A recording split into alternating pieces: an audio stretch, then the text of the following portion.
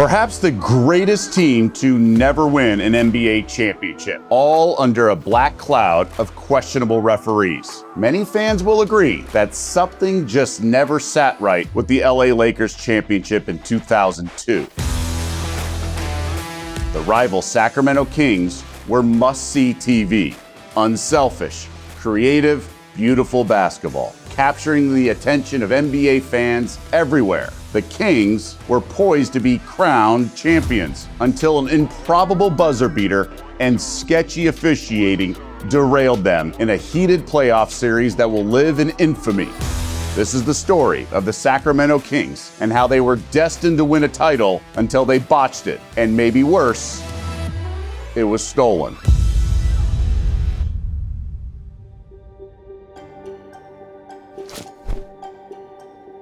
Small market underdog Sacramento had pushed the boulder all the way up the mountain, ready to dethrone the two-time defending champion Los Angeles Lakers and take down Shaq and Kobe once and for all. It was the culmination of a steady roster build by general manager Jeff Petrie, who won Executive of the Year twice during this run. We didn't go join each other. We was assembled by Jeff Petrie. And that's the difference. These guys are going to play with their best friends, and they trying to figure out a way to win an NBA championship. Nothing wrong with that. Sure. It's just old school guys, we didn't think that way. The core pieces arrived in 1998. Petrie hired former NBA Finals head coach Rick Adelman, traded for former #1 overall pick Chris Webber, and signed center Vlade Divac. They all joined sharpshooter Peja Stojakovic, who was drafted in '96. I think the beauty with us is we grew together.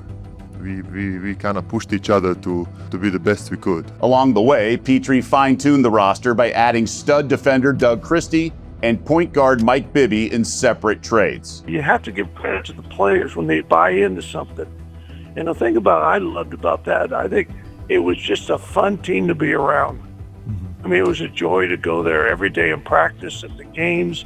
So I think about that. I just think about how easy it was with that group. And it was so much fun to create things because they were very creative. This was international. People loved this team. This wasn't just like, oh, Sacramento Kings fans really enjoyed it. NBA fans loved watching those Kings teams. Sitting on the court with these guys and the rest of my teammates, and going to war with them was probably the best feeling in the world. I think it was the smartest team I've ever seen. People said we weren't that good defensively. Yeah, we were. In the playoffs, we were really good because our guys were so smart and they took advantage of their skills. And I think that's what set them apart, is they were so intelligent. By 2002, the NBA's overlooked California City had the best record, grown together, and genuinely believed it was their year. Standing in their way, Shaquille O'Neal and Kobe Bryant and the two-time defending champ LA Lakers. They're just dogs. They're nice guys, great people. If they see your family, they'll sign an autograph, all that. Great people. But on the court, they're just dogs. And then they don't care. And I love that. I love the fact it doesn't matter what's going on inside the locker room, outside the locker room. When they're on the floor, they're going to ball. They're going to be ready. And Kobe's going to take over. Shaq isn't going to care. Shaq going to take over. Everybody know that's what he's supposed to do. I mean, it's just like a well-oiled machine, knowing that this is what we're going to do every day. And I think the biggest attribute that they have to me is their heart and the fact that they're just dogs. The Kings had matured. First-round exits in 1999 and 2000, but both of those series went the full 5 games. Then they won a playoff series in 2001 before getting swept by the Lakers. However, they followed that up by splitting the regular season series with LA, which built confidence. I would say every year we could feel incrementally getting closer, tick, tick, because from the very first time when they swept us, they were sweeping us, but we were losing by like 8, 10, 9. So, it was hurting, but we were like, dang. And then all of a sudden, when you start just beating them like that, okay, we got this. By this time, Webber was a bona fide star, and Peja was an all-star. 61 wins, but by postseason standards, they were still wet behind the ears. What we didn't have a Lakers had, we had a everything. The chemistry, the team is ready to go to the next level. The way we played, we felt so confident. The only thing we didn't have experience. Except me, nobody had experience playing finals. Lakers already, went through that process. Remember when they signed Shaq and Kobe, they couldn't get to the finals for 2-3 years. Yeah. So when we say like we were the best team, when you're competing against somebody, you because we're touching each other, it's physical, and I think that to a man, we knew that they knew. Kings and Lakers in the Western Conference Finals, a series that just made sense, an appropriate rite of passage for Sacramento. After the Lakers took Game 1 on the road, Sacto faced a must-win in Game 2, and perhaps got a little help from their fans. Kobe Bryant hit hard with food poisoning the night before, vomiting, cramping, severely dehydrated after ordering room service from the Sacramento Hyatt. He still played 40 minutes, but the accusations were obvious, much like Michael Jordan 5 years earlier before a road playoff NBA Finals game in Utah. Big story down here 2 weeks ago was this cheeseburger, the whole thing that Kobe ordered. Yeah, and the rumors were flying about that. In fact, we got this picture. I don't know if you saw this guy's picture from the kitchen. You see this picture? Let people see it. Some picture of the chef. Yeah. You're gonna want to take this with you back home. Yeah, you weren't supposed to find out. Oh, yeah. The Kings won Game 2 and Game 3 in LA. Game 4 now a must-win for the Lakers. A 3-1 series deficit would likely be insurmountable. Sacramento dominated from the opening tip, leading by 20 points after the first quarter. In total control, but the Lakers chipped away, and it's a one-possession game in the final seconds. After Vlade missed a free throw, LA only down 2, and one of the most memorable plays in NBA history. It's a 2-point Sacramento lead. We're down to 7 seconds. The Kings had done the hard part. Divac blocked Kobe, got Shaq to miss, but he swatted the ball directly to Robert Horry, affectionately known as Big Shot Rob. Basketball is a game where you have to think fast, or not think, just do it. Believe it or not, in that moment, I'm thinking about Portland Trail Blazers Lakers at the 491. Terry Porter takes a shot from the corner, missed the shot. We're up 1. Magic got the ball. What he did, he rolled the ball all the way down the end for time to expire. So my thought process is basically knock the ball down.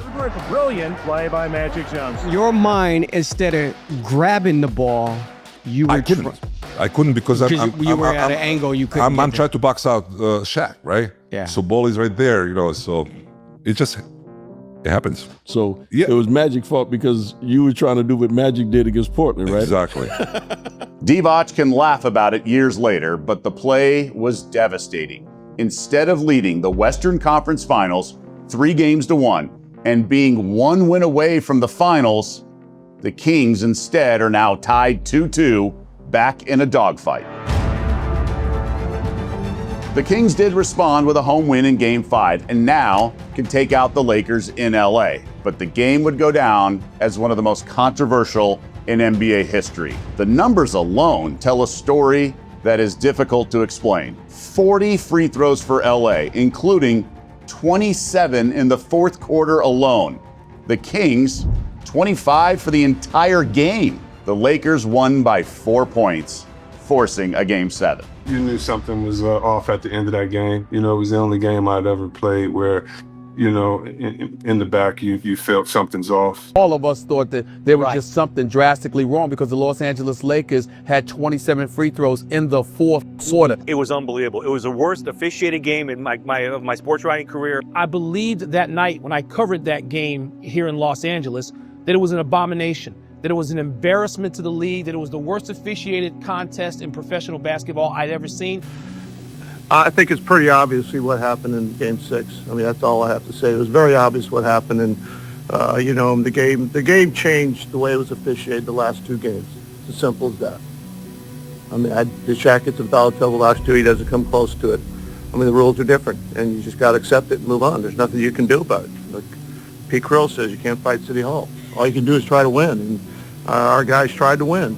The referee most scrutinized, Dick Bavetta, a veteran official with a reputation for working marquee games to the league office's liking. Years later, in a bombshell, disgraced referee Tim Donaghy, who did not officiate that game, claimed that Bavetta had made his intentions known before the game. A comment from Bavetta, according to Donaghy's book: if we give the benefit of the calls to the team that's down in the series, nobody's going to complain, and then the better team can win Game 7. The referees who worked Game 6 denied any wrongdoing. Then, the story got even darker. Donaghy, who was arrested by the FBI in 2007 for betting on NBA games he officiated, said this in a court filing through his lawyer. Referees A and F wanted to extend the series to 7 games. Tim knew referees A and F to be company men, always acting in the interest of the NBA. And that night, it was in the NBA's interest to add another game to the series. Referees A and F heavily favored Team 6. Dick Bavetta was identified as the referee most prominently associated with Game 6. He never spoke publicly about these allegations on camera. The man at the center of the biggest officiating controversy in NBA history never answered for it. Ken Maurer, one of the most respected officials of that era, did. I know it's difficult to believe, but sometimes I will call a foul on a player and I don't know who the player is. I just remember the number when I go to the table. People don't believe that. They think I know exactly the foul. We're so entrenched in the game and refereeing the defensive player, or here comes the dribbler to the basket, or what, up at the rim, whatever. And I can't say, I haven't got the time, or I'm not that smart. I'm not that quick to say, oh, that's so-and-so. I don't want to call a foul on him on this play. I'm sorry, but that just doesn't exist. The NBA conducted its own investigation. Their conclusion: the game was poorly officiated. 15 incorrect calls or non-calls in total. 8 favoring the Lakers, 7 favoring the Kings. Donaghy is a convicted felon, so his credibility is rightfully questioned. The investigation produced no charges related to those specific games. But remember, this is a commissioner, David Stern, that once famously joked that his ideal playoff matchup is the Lakers versus the Lakers. Simply, a Game 7 was desirable for the league, for ratings and buzz, and David Stern got a Game 7. The Kings still had one more chance: beat the Lakers at home, and they would go to the NBA Finals. But the Kings played poorly and lost in overtime. Game 6 is the worst screw job in NBA history. Game 7 was a massive choke job. Now, I put an asterisk there because this team was mentally gutted. So maybe one person says choke, another person says mentally out of it. But either way, I think all of those players would agree that you have to put that out of your head. And you have to be strong enough to say, we have home court advantage. It's a one-game winner take all. We have the best band in the NBA. We're going to do this. We held the fate of the destiny in our hands, and you can only ask for that. I think a couple things we missed, like Paige said, missed rebounds, missed free throws, missed open jump shots, and LA's been in that situation before. We haven't. And so you got to play all those things. You got to put all those things in perspective. The problem is that the mentality of that team, in my opinion, was not strong enough to overcome that. And sometimes in order to win a championship, you have to overcome something unfair. You have to overcome adversity. I still have the box score in a frame in my house. They were 16 of 30 from the free throw line. They were 2 of 20 from behind the arc. And if you go back and watch that game, and I don't suggest you do, some of those misses were off the side of the backboard. They weren't just misses, they were absolute bricks. We had Game 7 and we did not execute. We didn't hit from the free throw line. We lost the game. And so that game mattered, and it took it and it stole it. However, we had another chance, and we didn't play our best in that game. And so I can never, blame not having one just on that game, even though, as I used to joke with Kobe all the time, that, he might as well let me hold that ring because that was ours. But we still had another chance to win, and we didn't take advantage of it. Everybody talks about the sixth game and talks about all this stuff, but in reality, we had a chance to win it in the seventh game. And it wasn't anything to do with except for us missing free throws. I thought we were the better team, but, mark of a true champion is we opened the door for them and they came through hard and they took it away from us. So I don't think about it, I don't regret it. I just think that was a great series. We had a great team. I regret not getting to the next level. The NBA playoffs can often feel incremental from year to year, and that may have been Sacramento's missed opportunity. Well, it's great for the fans and for everybody in basketball. It gave good memories and stuff, so we're happy about that. But, it's almost like everything has to be right, the moon, the stars, and sometimes you just get frustrated by, He said it, I didn't say it. But I love the fact Even Phil Jackson said you guys deserved to win. What did you think when you heard that? It's hard to believe anything he says. Oh, man. No, I know. I think he's a great coach. Don't get me wrong. But I think that's why it's hard to believe what he says, because I think great coaches, they only really say what they want to say when they want to say it. So him complimenting us, that's really not the Lakers style to compliment somebody else. Sacramento came back the following season. Some argued they were even more talented. They won 59 games, but injuries ravaged the entire roster. Then, second round of the playoffs, Chris Webber, on an alley-oop, his knee gives out. Lateral meniscus tear, done for the playoffs. And the Kings lose that series. Webber underwent microfracture surgery that offseason, missing all but 23 games the following year. He was just never the same again. In 2004, the Kings made the playoffs, but lost to Kevin Garnett and the Minnesota Timberwolves in the second round. Webber, a shell of himself, and in an even sadder twist, he never got redemption for a famous blunder in the 1993 National Championship game, calling timeout when Michigan had none left. That cost the Wolverines points and possession and a chance to beat North Carolina in the final seconds. We probably don't get credit because we didn't win a championship, but when you think about it, the San Antonio Spurs, they say the beautiful game. Well, we played against them, it was butt ugly. Their game was not beautiful. Our game was beautiful, and they took, and that's really what you do, is you take here and there and you put it together. It's just without a championship, you don't really get credit. I just look back on that time, and those guys were unbelievable. And I still look back at that playoff series with the Lakers where we lost that series. But they set the tone for how the league was going to play.